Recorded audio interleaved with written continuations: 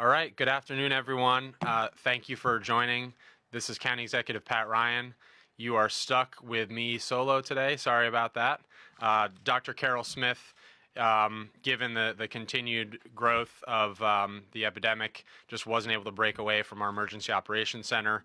She and our entire team have been working nonstop for now the last 15 days, and I just want to thank all of our nurses, first responders, healthcare workers, and many other workers still out there providing essential services, from utilities to our grocery stores and food to gas, and many others.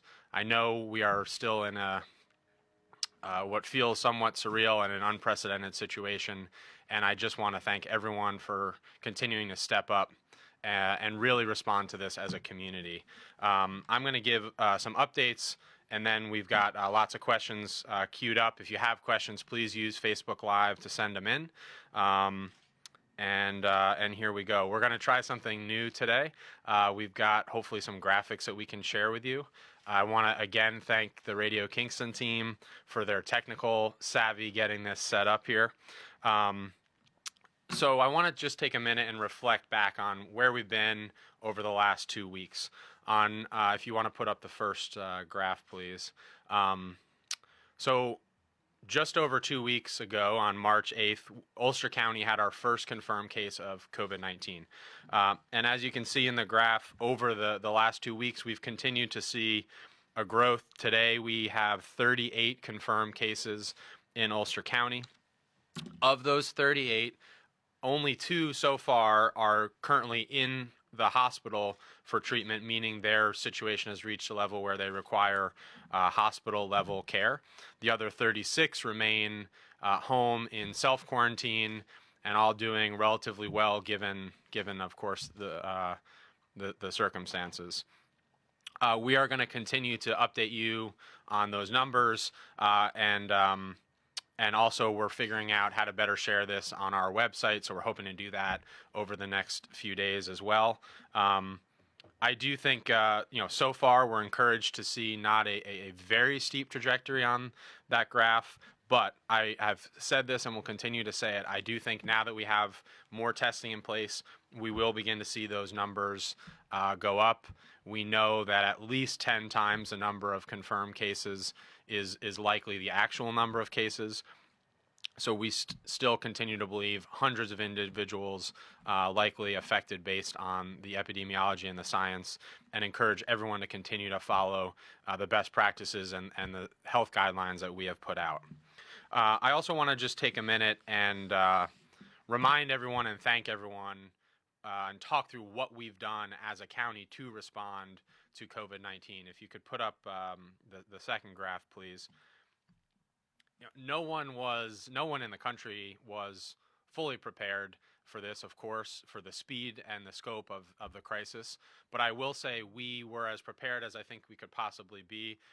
As we saw the virus begin to take hold in China and other parts of the world, we stood up several tabletop planning exercises, which has allowed us to respond, I think, relatively well over the last 2+ weeks.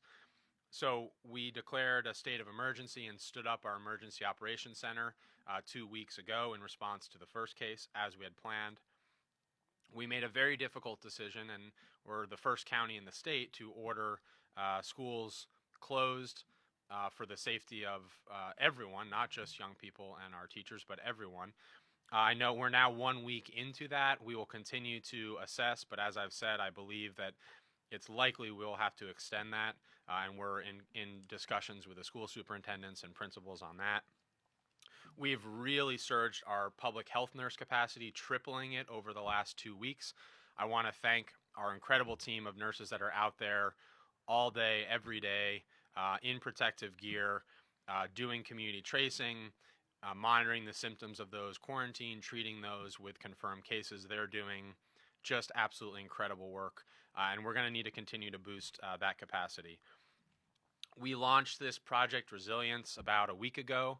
The response has been overwhelming and honestly just heartwarming and encouraging to see our community step up. We now have almost 100 different restaurants participating, preparing meals that will both serve needy folks in the county, but also help those restaurants continue to keep their staff on and provide wages to those workers.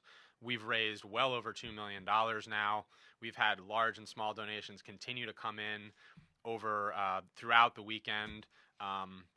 We raised almost $50,000 in small chunks of donations, which is absolutely fantastic. I want to encourage everyone, if you have any ability to help support Project Resilience, we're providing food. We're now providing daycare to healthcare workers in critical need and other important needs for our residents, hundreds of residents across the county.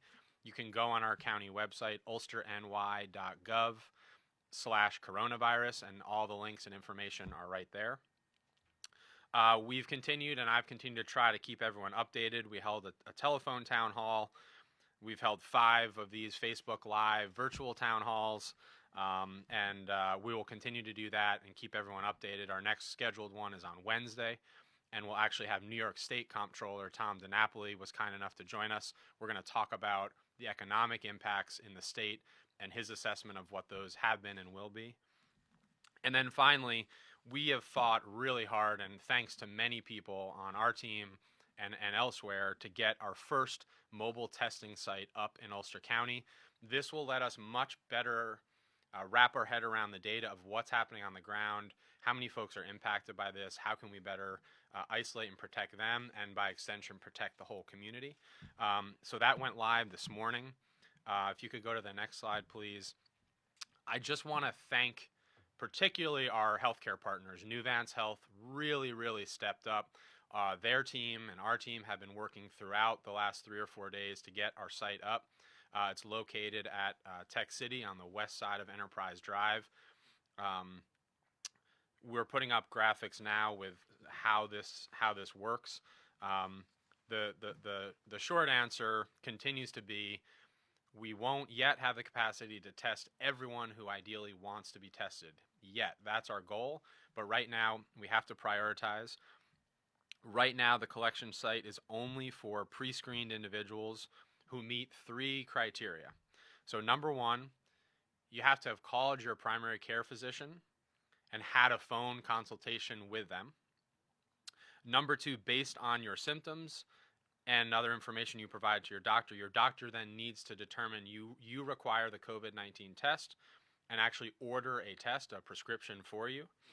And then 3, you need to take that prescription and schedule an appointment through the Nuvance system, and your physician can give you that phone number. I know we've had several questions from individuals already who say, I don't have a primary care physician, I don't have insurance, I'm not covered. If you are in that category, if you don't have a primary care physician, you can call our Ulster County COVID-19 hotline. That number is 845-443-8888.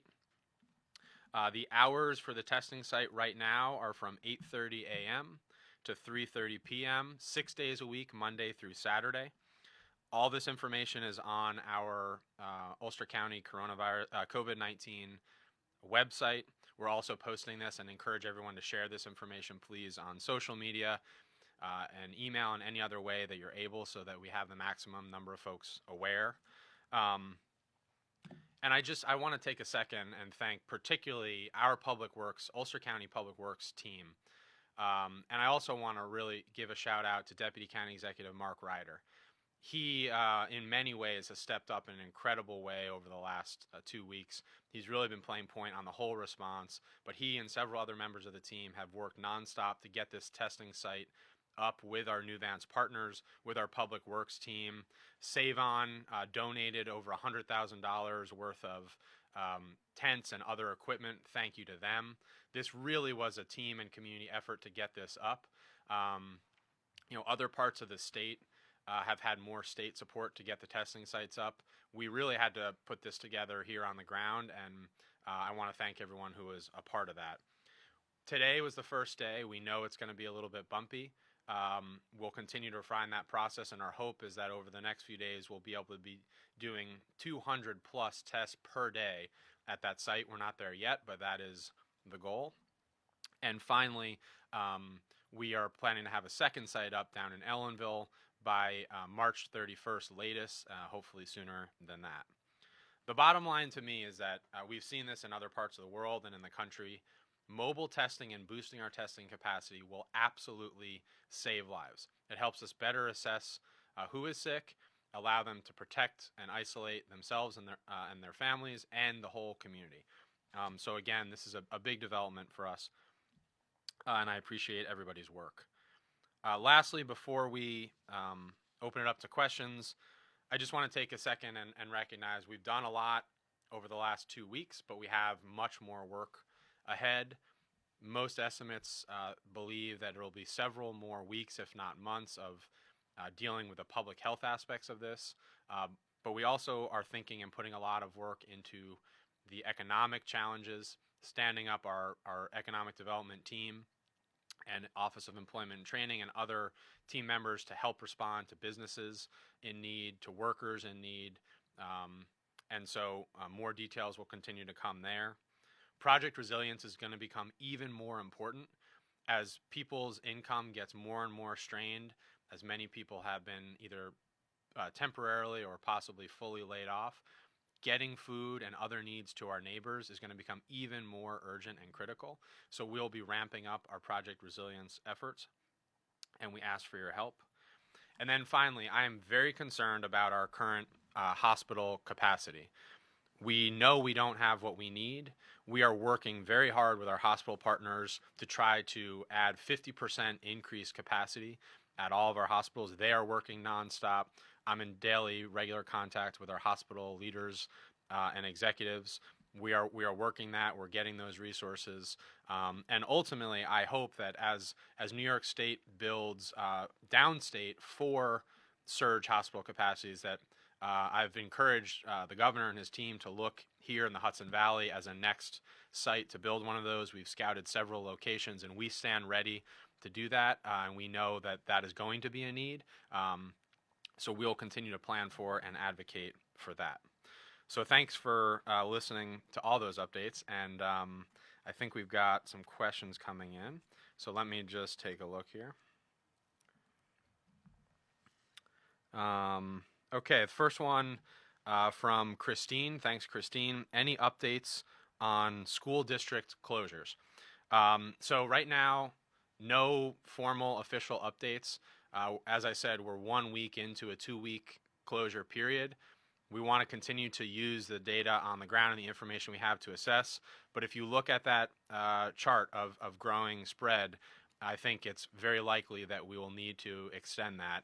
That's a conversation we're having with state leaders and having here on the ground. But I think it would be prudent for everyone to begin to think and plan about some additional time on school closures. I know that continues to be a challenge and a disruption to many, but the public health imperative is clear.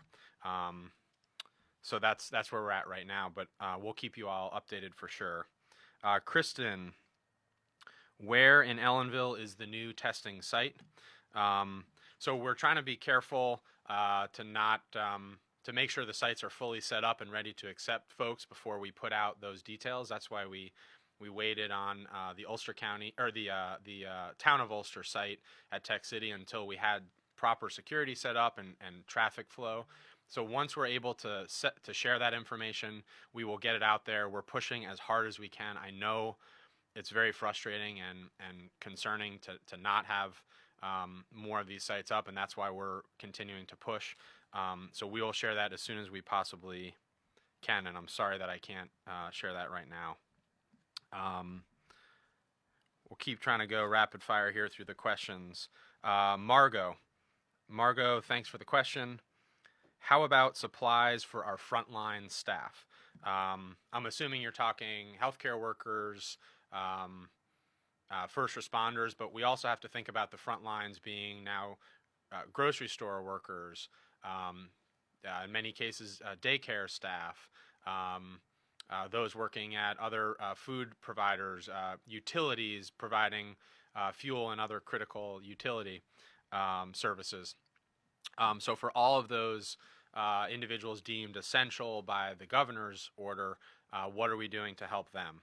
So the bad news is right now, at our current rate, we are going to be challenged on PPE, from masks to gowns to face protectants.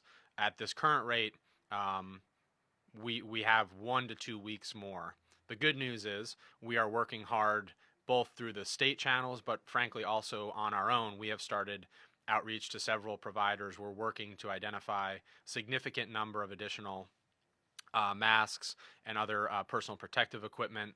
We've also started to see, and this is again our community stepping up, we've started to see many local businesses and community organizations ask, how can we produce masks, maybe not the full N95 masks, but other masks that could be worn to help protect those. We are working with several organizations who have stepped up to do that. If there are any individuals that, for whatever reason, do have extra masks or other protective equipment, gloves, gowns, if you have those, please reach out to us. You can call the COVID-19 hotline. That's 845-443-8888. Send us a message on Facebook. We will work with you to get those out there. But the short answer to your question is, Margot, we don't have what we need. We know that, and we're working really hard to get more. Let's see. Great. On that note, question from Minya. Are there any measures being taken to protect and properly compensate grocery store workers? Excuse me. That's a great question, Minya. I don't have a good, fully formulated answer to that. As I said before, I think many of our food workers, grocery store workers, are really on the front lines and exposed to great risk. We are working through how to get them more hand sanitizer, some form of masks or PPE. So we're working on that. I recognize that's not the answer that those folks want to hear right now today, but I do hear you on that, and I want to thank all those folks doing that work and recognize that this is not an easy time for them, and we appreciate what you're doing. Let's see what else we got going on here.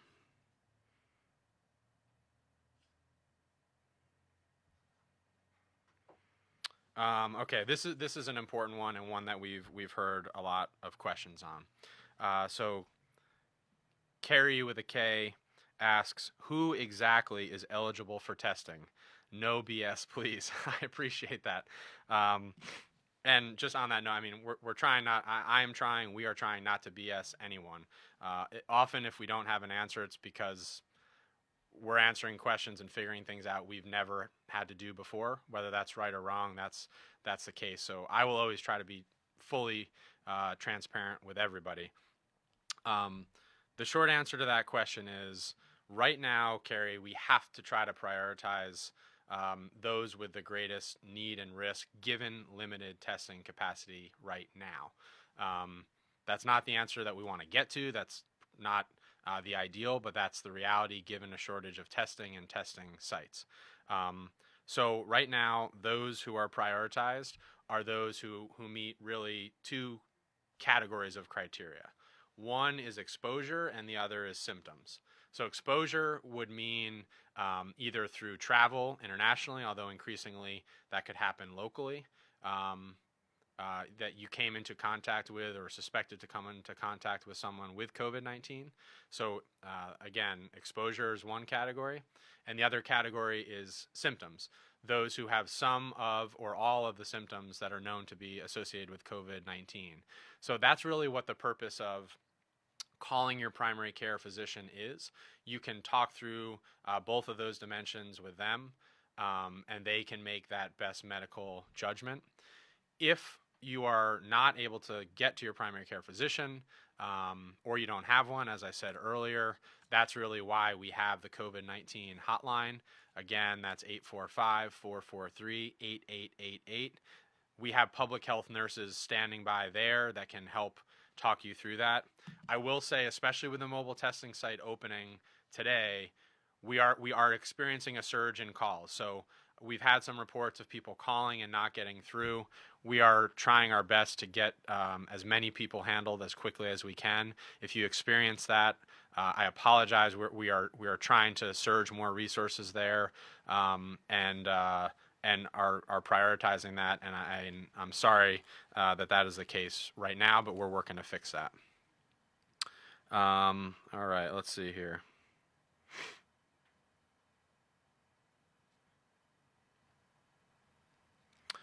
Question from Sherry.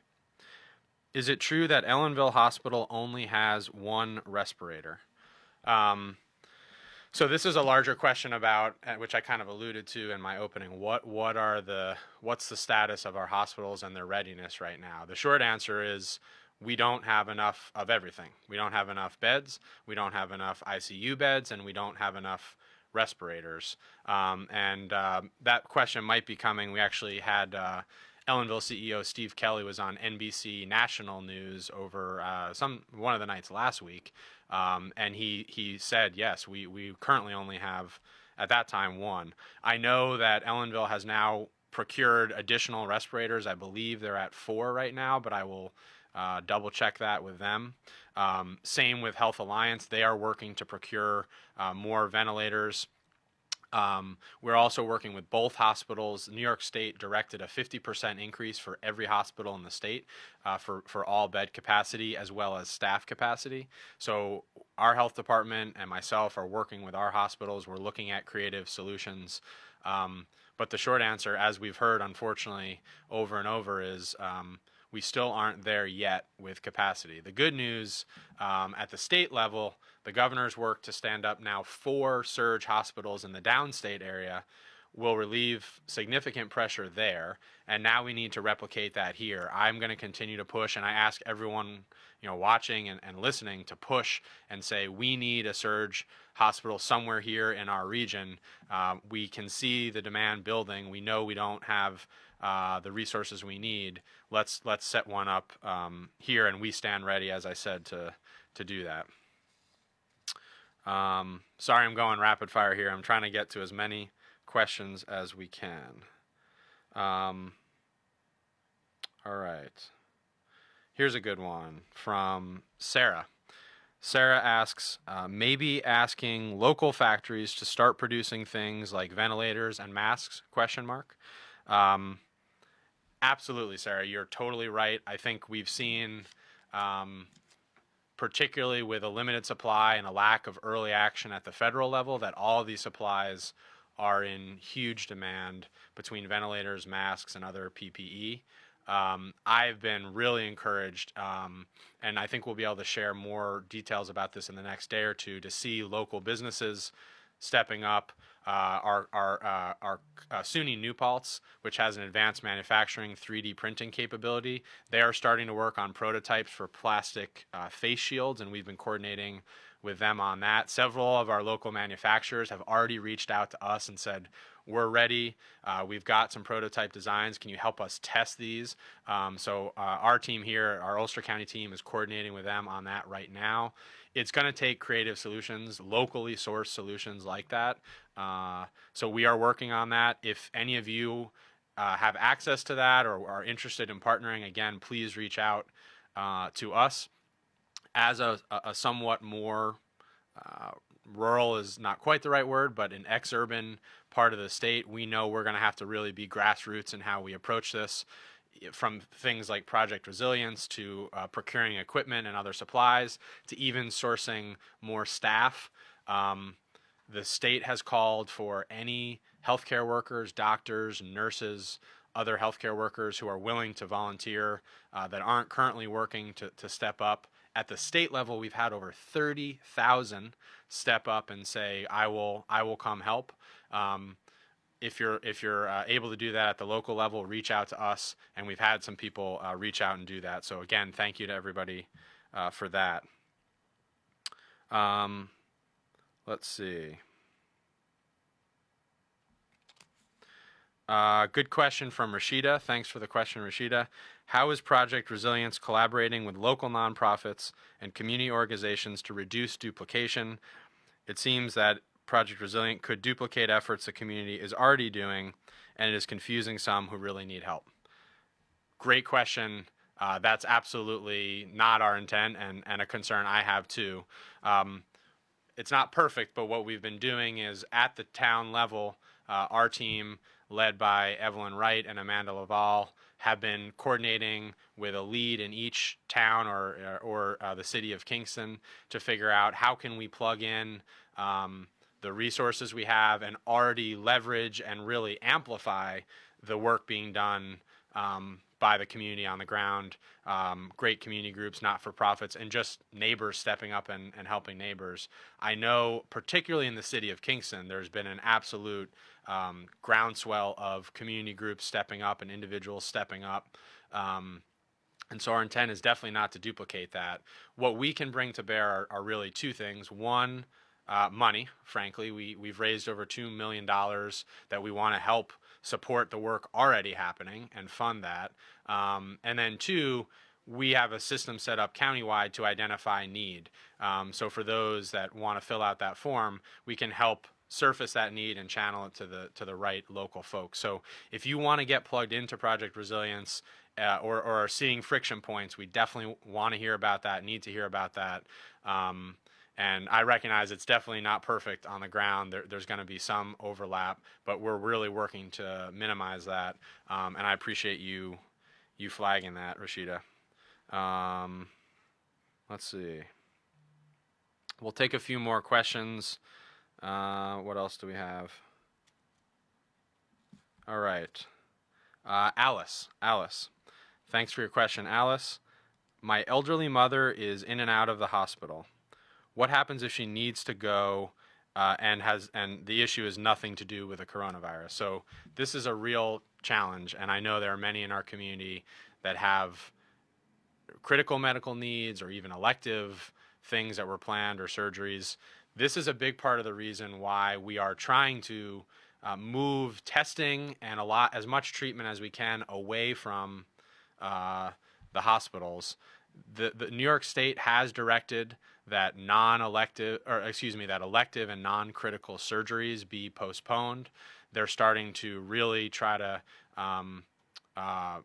free up the limited staff and resource time we do have for dealing with COVID-19.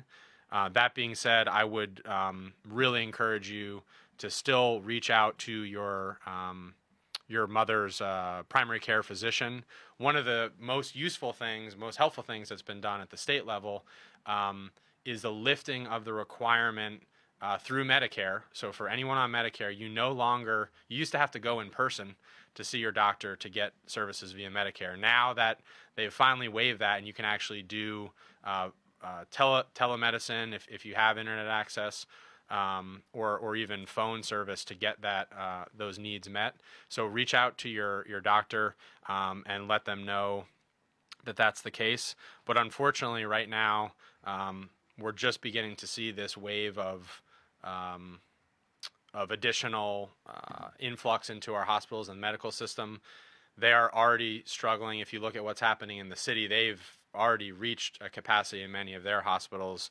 So unfortunately, I think it's going to get a little bit worse before it gets better here, and we're going to have to try to just ride through it as best we possibly can. And I wish I had a better answer than that, but I appreciate the question. How are we doing on time? Few more minutes.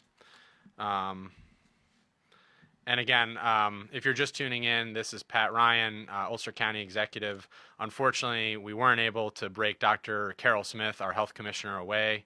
So I'm trying my best not to give any medical advice outside the bounds of my knowledge and training.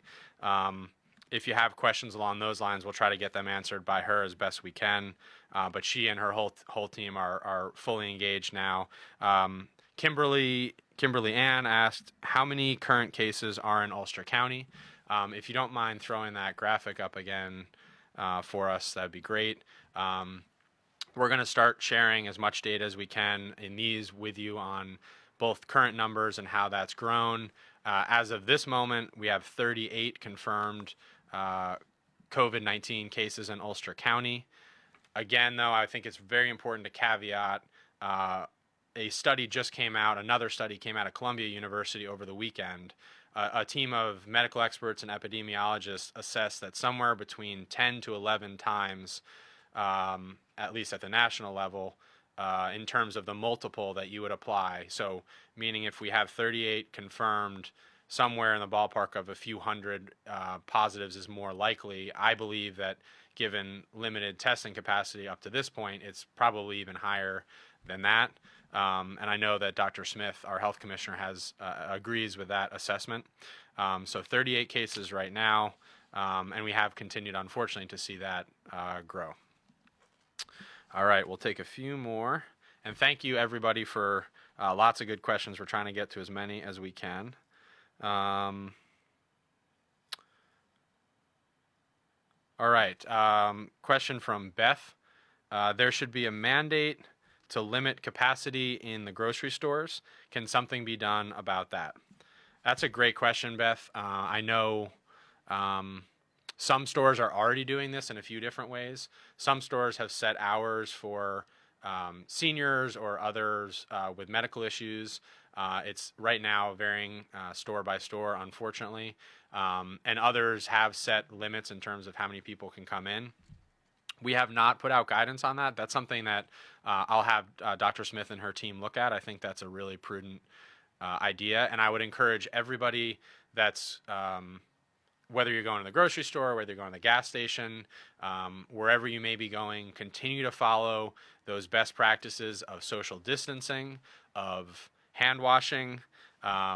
Again, I think like many of us, my knuckles have started to crack, unfortunately, from just washing and hand sanitizer, but that is a small price to pay for just not only protecting yourself and your loved ones, but protecting our whole community, many of whom are at a high degree of vulnerability to COVID-19. So thank you for that suggestion. We'll get some guidance out on that. I think that's a very good one. All right, we'll do one more and then we'll wrap it up.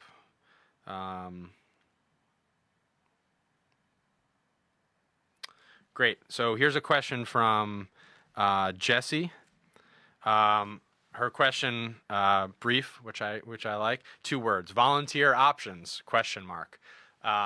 Great question, Jesse. I really appreciate that. And again, we have seen just so many people calling and emailing and posting and tweeting saying, I want to help. What can I do? How do I volunteer? This is such a weird time where we all feel like we know we need to help, and if we're able to, but feeling that challenge of how do I do that? How do I do that safely and protect myself and protect the community? So the short answer to that is there's a few different ways that you can plug in. Ulster Core, which is a great not-for-profit in Ulster County, has a whole website set up to identify multiple different opportunities for Ulster County residents to volunteer, whether that's through Project Resilience or other efforts happening on the ground. So Ulster Core, if you Google that and check that out, they have a dedicated subpage just to COVID-19. Many people, though, just don't feel comfortable doing that for health reasons, and I totally understand that. So here are 2 other discrete, concrete things that you can do, really just from the safety of your home. And I think if everybody did one or both of these things every day for the next few days or weeks, it would dramatically change the situation, and they're pretty easy to do. So number 1, many of our small businesses are really struggling as we've had to tighten up who can show up to work, as we've had to close many different types of businesses and industries. We have 90% plus of our businesses are small businesses, and this is really impacting their cash flow, their ability to keep their staff on and pay them. So one concrete thing that you can do, spend, if you have it, just a few dollars online, or a takeout order at your favorite restaurant, or buy a gift certificate at a local business that you love. That will get some cash in the door now, and then you'll probably use those services later anyway. If everyone picks one or as many as you can of those every day, we have 180,000 residents in the county. If everybody did that, it would have a huge positive impact to help our local economy, which we know is really struggling. The second thing, I know that costs a few dollars, so that's not totally volunteer, but that's something you can do if able. The second thing you can do that costs no money, we've started to hear really cool stories coming in of, yes, you could volunteer and go to a food bank or go deliver, but one thing that a lot of people are just doing is rediscovering their neighbors. Just take a minute, find the phone number for the 3 or 4 houses around you, and just call them and say, hey, you may know some of them. We know some of our neighbors, and frankly, we don't know all of them. Find out their numbers, give them a call, say, hey, I'm here. Here's who I am. If you need anything, call me. And just kind of take that minute to, at a very local, human level, just like reconnect with each other, reconnect with your neighbors, and then everyone I hope will feel a little more supported and like they have someone that they can call if something does go wrong or if they have needs. And no one should feel, even though we're all isolated, and even though I'm sitting here by myself looking into this camera, we should all feel like you're not alone. You do have someone or multiple people that you can reach out to. So I'll actually end on that note. I know I didn't get to all the questions, but I really appreciate the time. I do want to just remind people again, number one, our Ulster County COVID-19 mobile testing site is up. If we can flash that information one more time, here on the screen are the directions you need to follow. We also have this posted on our website and our social media, and please share it with those who might not have access to those tools. It is for appointment only at this point, and you need to reach out to your doctor to get a screening and to get that appointment. If you don't have a primary care physician, don't worry, we can still take care of you. You can call our COVID-19 hotline, Ulster County's hotline. That's 845-443-8888. I will say we're getting a lot of call volume right now. Please be patient. We're trying our best, but it may take a few tries there. So I just wanted to put out that reminder for those that tuned in late and are wondering. We do have 38 confirmed cases, and we'll continue to keep you updated on that. If you have more questions, keep them coming in via social media, via email, via phone. And again, just thank you to everyone for your patience, for your resilience, for your optimism in the face of what is truly an unprecedented time in our community and in our country. And I know that if we all just recognize we're all in this together, we will make it through together. We'll come out maybe even stronger on the other side of this. So thank you, everybody. Have a great day. Enjoy the snow at the end of March here. And thanks for watching.